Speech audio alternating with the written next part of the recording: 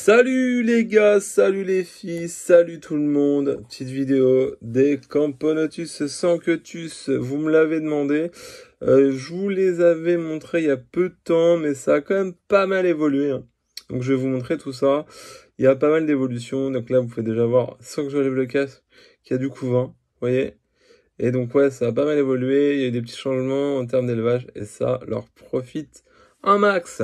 J'en profite pour faire une petite publicité, plutôt vous faire découvrir la chaîne d'un collègue Mirmico qui est plutôt sympa, que je connais, avec qui je papote. Alors on s'est jamais vu en vrai, hein, mais avec qui on papote déjà depuis une petite année, hein, largement, hein. Et c'est donc la chaîne, je vais vous mettre la chaîne en description, c'est les coupeuses de Jérôme. Donc il a des coupeuses de feuilles, et notamment il fait des vidéos timelapse, il va en faire plusieurs, plutôt stylé. Moi j'aime bien ses installations, pour avoir déjà vu quelques photos, quelques vidéos de ses installs. Et voilà, donc il fait des vidéos assez propres par rapport au timelapse. N'hésitez pas à aller voir sa chaîne, hein. Et puis voilà, voir sa chaîne, lui laisser un petit commentaire éventuellement. Voilà, c'est parce que c'est un poteau, je vous en parle. Après, libre à vous de vous faire votre propre opinion. Bon, nos Sanctus, on est parti. Voilà l'étendue des dégâts. Plutôt content. Elles avaient du mal, hein, clairement. Je pense avoir trouvé. Alors, franchement, elles sont... c'est hallucinant, cette espèce-là. Elle me fait un peu bader. Donc là, vous pouvez voir que maintenant, j'ai quand même de vrais majors. Elles sont petits encore, mais c'est du vrai major avec une tête carrée. Voilà. Donc, en fait, j'ai découvert... Enfin, pas découvert, mais... suite à un échange, en fait... avec d'autres éleveurs, notamment un éleveur qui va se reconnaître, hein, je pense, qui m'a dit vas-y, chauffe-les, n'aie pas peur. Effectivement, là, je les ai bien chauffés, puisque je les ai placés au même endroit que mes Camponotus fulvopilosus qui ont un point chaud à 36-37. Je fais la même pour les Sanctus. Pourquoi? Parce que ça paraît chaud. Parce que comme elles ont un nid en hauteur, ça leur permet de gérer le gradient thermique comme elles veulent. Et vous voyez un peu l'explosion de couvain, d'œufs, tout ça, ça leur fait plaisir. Ça, et quand même, malgré le constater, alors, elles aiment le nid sec, hein. Ça, il n'y a pas photo, faut un nid sec. Par contre, petite pulvérisation légère, hein, parce que attention, hein, mais dans l'air de chasse, elles aiment bien aussi. Donc ça, c'est quelque chose que j'ai mis en place, donc une fois par semaine, légère, mais vraiment légère pulvérisation, parce que sinon le nid va pourrir, c'est pas le cas, c'est pas le but, hein. Puis même pour elle, le nid, faut le nid soit sec, mais une petite ADC avec des petites pics d'humidité, ça leur plaît bien. Donc là, vous pouvez voir que ça va bien. La Gina, est-ce qu'elle va sortir? Oui, c'est bien. Montre-toi un peu, jeune gourdandine. Montre-toi à mon public de voyeurs. Voilà, vous voyez que la Gine, elle va bien. Voilà, elle pond bien, ça c'est cool. J'avais un peu peur. Je vais dézoomer un peu quand même. Voilà. Puis vous voyez un peu. Donc là, par contre, bon, elles m'ont rentré quand même pas mal de saloperies dans le nid. Je sais pas comment elles font. Elles arrivent à me le coller entre les parois. Elles sont fortes les fois, mais elles sont fortes. Voilà, donc là, vous pouvez voir que, je sais pas si on va le voir. Il va se mettre là vers où il y a le contre-jour, bien évidemment.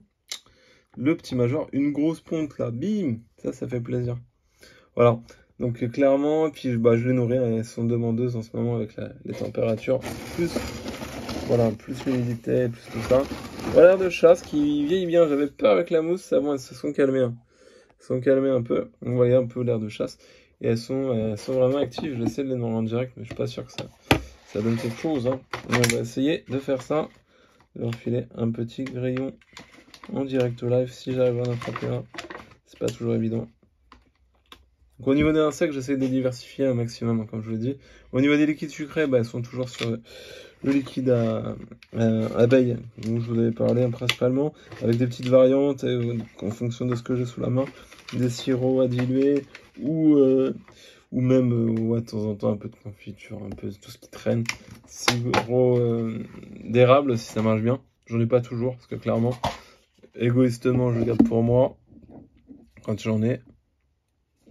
Mais après, ouais, ça m'arrive de leur en donner. Donc voilà, un petit peu de sirop, plus des grillons. Alors, il faudra que je dézoome complètement, mais pas trop non plus dézoomer. Mais voilà, elle chasse clairement bien.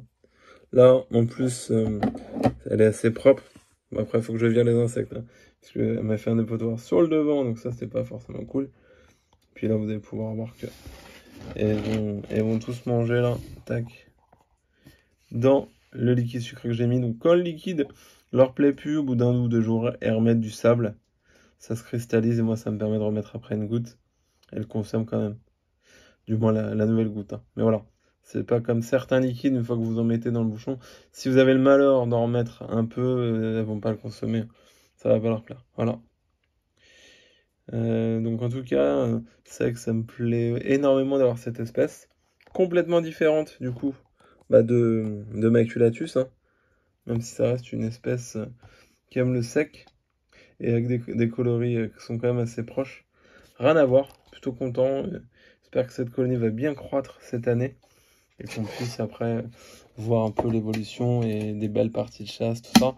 Avoir des beaux majeurs aussi, j'espère, pour pouvoir faire un comparatif l'année prochaine sur du majeur de Maculatus, de Sanctus, et peut-être un jour, peut-être, c'est pas une priorité, mais si j'ai l'occasion, comme je vous l'ai dit, je le ferai, reprendre Thoracicus et réussir l'élevage, hein, suite à mon échec l'année dernière de cette espèce, qui avec la gine, à mon avis, qui avait un peu mal voyagé. Voilà, donc c'était une vidéo pour vous les montrer. J'espère que ça vous a plu. Merci à tous. Bonne journée. Salut, salut.